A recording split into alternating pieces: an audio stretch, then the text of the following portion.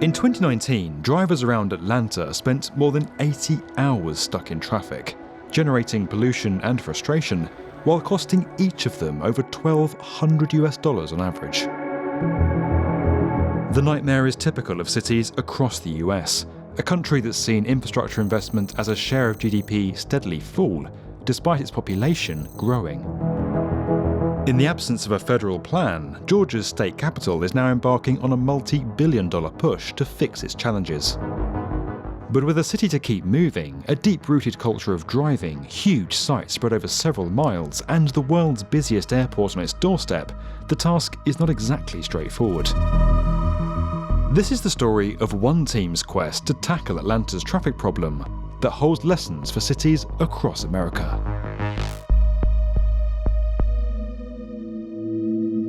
Right around the US, infrastructure is creaking. Aging airports, dams, rail lines and energy networks are in urgent need of upgrading or replacing altogether.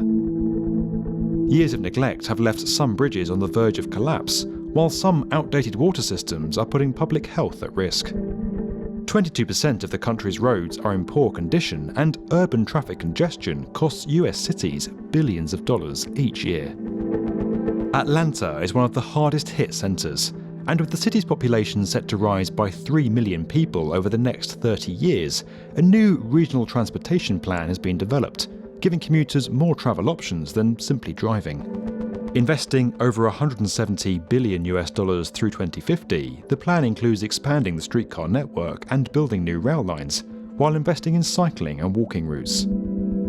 But many of these long-term projects are still awaiting funding or public support, so their effects won't be felt for years. In the meantime, upgrades to some of Atlanta's heaviest traffic hotspots are alleviating some of the strain. One of the biggest projects is an improvement to a northbound stretch of Interstate 75, notorious for collisions, as it joins Interstate 285 south of downtown. Sitting next to Hartsfield-Jackson, the world's busiest airport, the roadway is a key connection, linking with the huge perimeter highway that surrounds the city centre.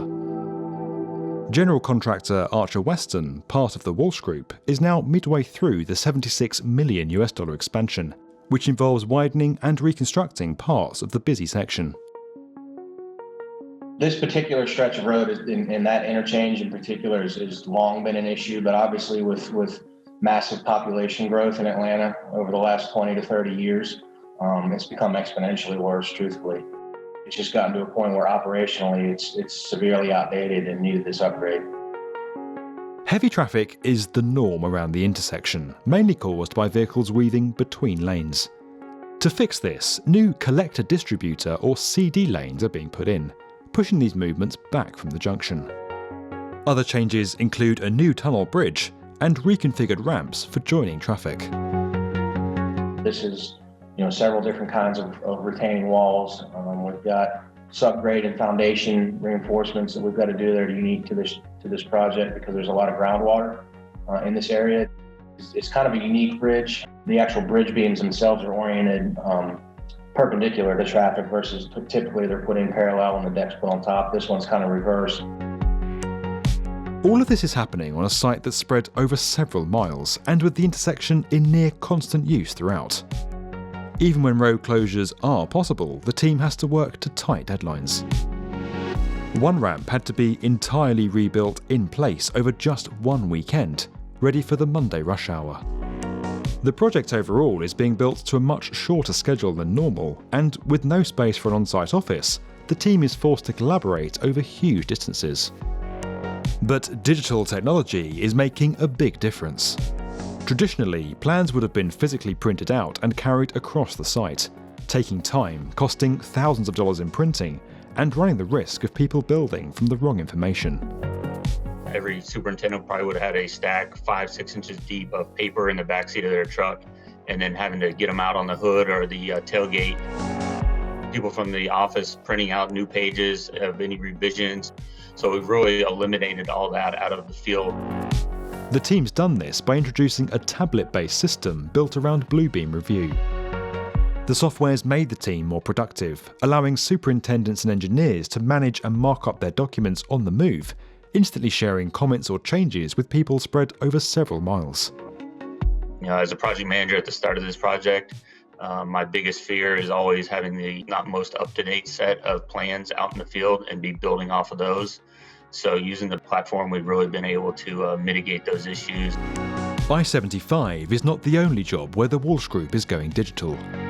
The team at Miami's $800 million Signature Bridge, which features 6 100-meter high illuminated arches, is using Bluebeam for document tracking and control.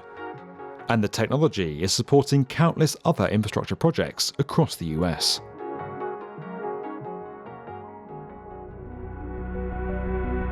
The challenge of upgrading America's infrastructure is now immense.